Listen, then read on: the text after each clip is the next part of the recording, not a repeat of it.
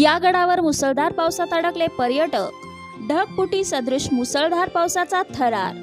किल्ले रायगडावर ढगफुटी सदृश मुसळधार पाऊस कोसळला आहे।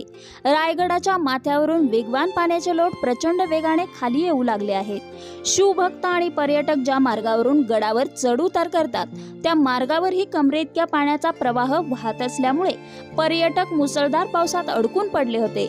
वाहत्या पाण्यात अडकलेल्या पर्यटकांनी एकमेकांना आधार देऊन बाजूला काढले। मुसळधार पावसाने आज पालघर, रायगड व ठाणे जिल्ह्यात दाणादाण उडवली आहे। नदी नाले दुथडी भरून वाहत असून काही भागात पूरस्थिती आहे। वासिंदजवळ ओव्हरहेड वायरचा पोल खचल्याने रेल्वे ठप्प झाली आहे। खर्डीमध्ये 2 महिन्यापूर्वी बांधलेला पूलच वाहून गेलाय। कळंबोलीतही पाणीच पाणी झाले होते। शहापुरातील भारंगी नदीलाही पूर आलाय। कल्याण कसारा रेल्वे मार्ग 6 तास बंद पडल्याने प्रवाशांचे हाल झाले आहेत। कालपासून मुंबईसह उपनगरात जोरदार पाऊस सुरू आहे।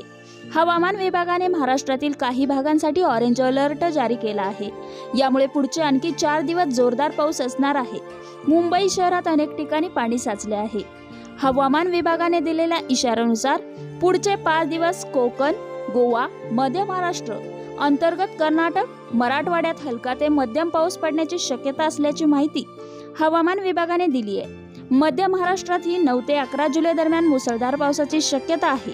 आज 8 जुलै रोजी मध्य महाराष्ट्रातील घाट भागात अतिवृष्टीचा अंदाज विभागाने वर्तवला आहे।